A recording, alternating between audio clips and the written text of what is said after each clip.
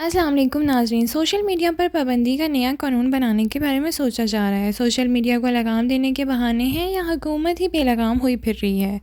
ناظرین، کیا حکومت کا یہ نیا قانون سوشل میڈیا کی بہتری کے لیے ہے یا صرف پی ٹی آئی کے لیے اور میڈیا کا منہ بند کرنے کے لیے ہے؟ نئے قانون میں عدالتوں کا کردار نہ ہونے کے برابر ہے۔ حکومت کی بدنیتی یہاں سے ظاہر ہو رہی ہے۔ کیا سوشل میڈیا کے نام پر اخبار اور ٹی وی چینلز بھی نشانے پر رکھ دیے گئے ہیں؟ ناظرین، سوشل میڈیا کو لگام دینے کے کیا نتائج ہو سکتے ہیں؟ گزشتہ کچھ ماہ سے ویسے بھی نیٹ کی پابندی چل رہی ہے۔ نیٹ کو کم کر دیا جاتا ہے جس سے کروڑوں روپے کا نقصان بھی ہو رہا ہے۔ ناظرین، آئیے سنتے ہیں سینئر تجزیہ کاروں نے اس پر کیا تجزیہ کیا۔ شکریہ۔ نہیں آنے دیں گے جو لوگوں کا ذہن خراب کرتا ہے۔ وہ مواد کہاں سے آتا ہے اور وہ مواد دینے والے کون ہیں؟ وہ ہیں جو آپ کے لاڈلے تھے، جن کا کوئی کسی نے حساب کتاب نہیں کیا۔ امریکہ سے کون لاڈلے؟ محیط پیرزادہ، وہ صاحب، وہ وج بھائی جو ٹب میں لیٹے ہوئے تھے، یہ وہ تھے نا کہ جنہیں دشمن کے بچوں کو پڑھانا تھا، یہ اپنے ہی بچے پڑھائے ہوئے اب امریکہ پہنچ کے جب ان کے خلاف ہوتے ہیں، اب وہ جو کچھ پوسٹ کرتے ہیں، اور وہ فوج سے گئے ہوئے کچھ لوگ، وہ جو کچھ پوسٹ کرتے ہیں، اس 40 ارب روپے کے باوجود، میں اور آپ دیکھتے ہیں یا نہیں دیکھتے، ہم تک پہنچا؟ کیا ہم یہ سوال پوچھ سکتے ہیں کہ یہ 40 ارب روپے کی جو میکنزم لگایا گیا تھا جس کی وجہ سے انٹرنیٹ سلو ہوا اور کتنا نقصان ہوا، اس کو یہ ٹھیکہ کس کو ملا تھا؟ کون تھا وہ؟ یہ ہمیں کوئی جواب نہیں دے گا۔ اب دیکھا یار یہ تو کام نہیں ہوا، اب ایسا کرو کہ جی آپ ایکسپرشن کاسٹ کر رہے ہیں، اس میں 3 سال قید ہے۔ بابو میں نے کون سی ایکسپرشن کا؟ کیا یہ بات غلط ہے کہ 40 ارب روپے لگے فائر وال پہ؟ سر قانون پاس ہو چکا ہے، قانون پاس ہو چکا ہے۔ اسی کانورسیشن کے اندر میرا خیال ہے پہلا مقدمہ نہ شروع ہو جائے اس اتھارٹی کا، یہ جو کہانی چل رہی ہے۔ بسم اللہ۔ مزہ یہ بتائیں، یہ بھی بڑا اب دیکھنا ہے کہ یہ اتھارٹی جو آ رہی ہے اس کا چیئرمین کون ہوگا؟ کیا کوئی ریٹائرڈ جنرل صاحب ہوں گے؟ کوئی ریٹائرڈ گریڈ 22 کا افسر ہوگا؟ کون ہوگا؟ بیکاز اس سے بھی تو فلیور ہمیں آ جائے گا کہ نہیں آ جائے گا پتہ۔ دیکھیں مالک، یہ میڈیا کے لیے نیشنل اکاؤنٹیبلٹی بیورو بنایا جا رہا ہے۔ صحیح ہے۔ جو اگر آپ دیکھیں کہ اس میں جو پاورز دی جا رہی ہیں، میں نے کہا نا کہ یہ کرمنلائزیشن آف میڈیا کی جا رہی ہے، اس سے بہتری نہیں آئے گی۔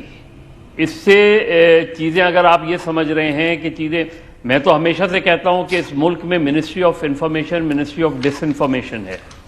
ڈس انفارمیشن کا سب سے بڑا ذریعہ منسٹری آف انفارمیشن ہے۔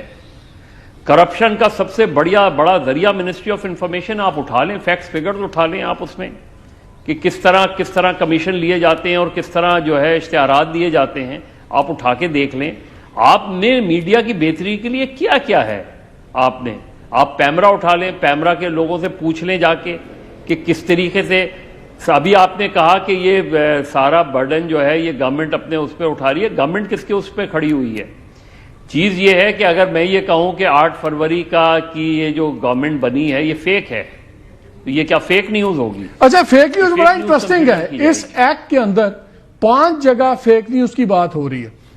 اچھا، آف کام کے میں رولز دیکھ رہا تھا، اس میں انہوں نے کہا کہ جی مس انفارمیشن ہوگی یا ڈس انفارمیشن ہوگی، فیک نیوز تو یہ تو ڈونلڈ ٹرمپ نے ایک اختراع نکالی تھی، اس کی کوئی اختراع نہیں ہے۔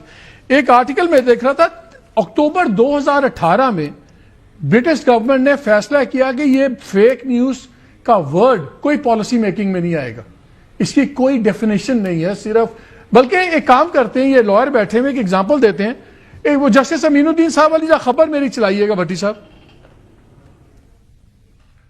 ہاٹ فیوریٹ جو اس وقت گورنمنٹ سرکل میں بات ہم سن رہے ہیں، فیڈرل جو کورٹ ہے، آئینی کورٹ، اس کے لیے امین الدین خان صاحب کا نام بڑا اسٹرانگلی لیا جا رہا ہے۔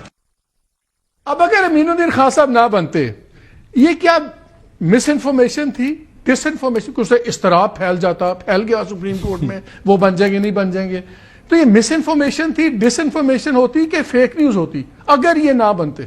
اس قانون کے نیچے تو یہ آپ کو فیک نیوز کر کے تو اس کے اندر ایک کاروائی چلاتے تھے۔ دیکھیے بڑی عجیب سی بات ہے، اور اگر میں کہتا ہوں کہ یہ حالت آج کل ایسی ہے اکانومی کی اور یہ چیزیں ہیں، میرا خیال ہے کہ، اور میری اطلاع یہ ہے کہ ڈالر جو ہے 300 روپے کا ہو جائے گا، تو وہ تو اضطراب پھیلے گا۔ تو کیا وہ اس میں بھی میں اندر ہو جاؤں گا اس پہ؟ جی بالکل. میں اس سے بہت کم کی بات کروں. اگر آپ کہیں کہ کل بہت سخت طوفان آنے والا ہے اور سب لوگوں کو اسلام آباد سے میں باہر نہیں نکلنا چاہیے اور کل نہ آئے تو اضطراب پھیلے گا. تو کیونکہ اس کی ایک پرٹیکولر دھمک ہوگی اس بات کی, اور اگر اس کی وجہ سے کوئی امپیکٹ ہوا تو بہت دیکھیے میرے اگر اونچا کھانسنے سے آپ کا دل دھڑک گیا تو تب لیکن سعد جی سعد اس کا مطلب یہ کہ یہ سارا اس میں تو میٹ آفس کے آدھے سے زیادہ لوگ بند ہو جائیں گے. چلے ایک بریک لیتا ہوں, بریک کے بعد گورنمنٹ کے بھی ہم پریشان ناظرین اس لیے کہ پاکستان میں ہر ادارہ, ہر طاقتور شخص قانون کو جوتے کی نوک پہ رکھتا ہے, اور ہم دیکھتے ہیں ججز ہیں تو وہ اپنی گیم کر رہے ہیں, انٹیلیجنس ایجنسی ہیں وہ خود اپنے آپ سمجھتی ہیں, جو پاورفل لوگ ہیں وہ آپ کے سامنے روزانہ قانون توڑتے ہیں. اس لیے یہ قانون کا ایشو ہمارا صرف یہ ہے کہ اس میں ابیوسو مارجن اتنا زیادہ ہے کہ صرف آپ کو سوشل میڈیا دکھا کر ہر قسم کی خاموشی کر دی جائے گی, سوچ کی, زباں کی. کیا اب شاہ جی پھر کیا کلوزنگ کامنٹ کیا کریں؟ پاکستان کو گنگا پاکستان بنانے کی کوششیں جو ہیں وہ فیلڈ مارشل محمد ایوب خان کے زمانے سے جاری ہیں, لیکن وہ جالب کو نہ روک پائیں. جالب کا ایک فکرہ ہی ان کے لیے کافی تھا, ایسے دستور کو صبح بے نور کو میں نہیں مانتا, میں نہیں جانتا. اس کے بعد بھی جتنی ایفرٹس ہوئیں یہی ہوا. اور میں صرف ایک فکرہ کہوں گا کہ اس سے پہلے کہ ریڈیو پاکستان سے یہ خبر آئی کہ ہم سرنڈر کر رہے ہیں ڈھاکہ میں, آپ کو پتا ہے کون سا نغمہ چل رہا تھا؟ 150 بطالیاں شیراں 540 مارے. تو جھوٹ کا فروغ جو ہے لیکن وہ ملک دشمنی ہے. آپ نے دیکھی ہے کہ پلیز سچ کا کہ پارلیمان یہ قانون پاس کر رہی ہے اور پرائم منسٹر صاحب تمام میڈیا اونرز کو لے کے ایک میٹنگ میں بیٹھ گئے. Not working. یہ آئرنی نہیں ہے؟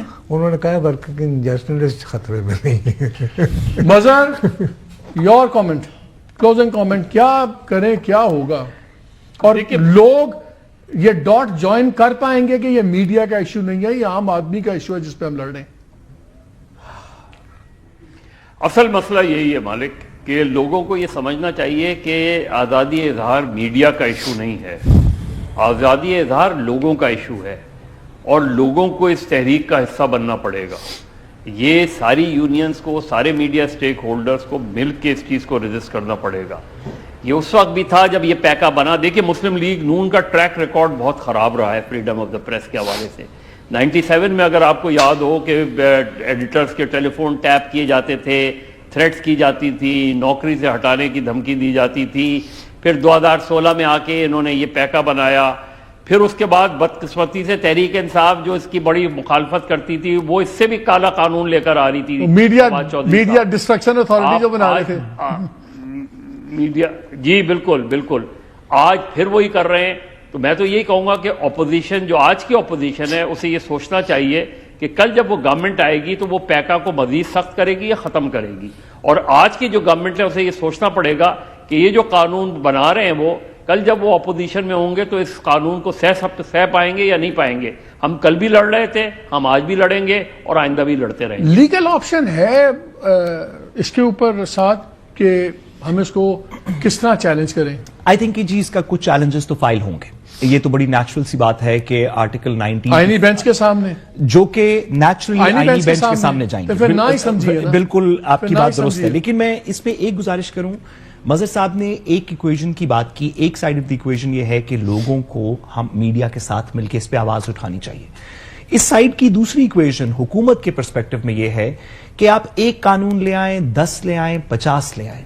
یہ ایسے ہی ہے کہ کسی شخص کو پیٹ کے فلو کی وجہ سے بخار ہو جائے تو آپ اس کو پٹیاں کر کے اس کا بخار تو تھوڑی دیر کے لیے ہائیڈ کر سکتے ہیں, پیناڈول دے کے. اس وقت اتنے قوانین ہیں کہ اگر آپ نے سوشل میڈیا کو ریگولیٹ کرنا ہے, سب کچھ کرنا ہے, ڈیفیمیشن کے تھرو, پیکا کے تھرو, دیگر چیزوں کے تھرو قوانین تو آلریڈی موجود ہیں. اور اگر آپ چاہتے ہیں کہ لوگ آپ کے حق میں بات کریں تو آپ کام کریں.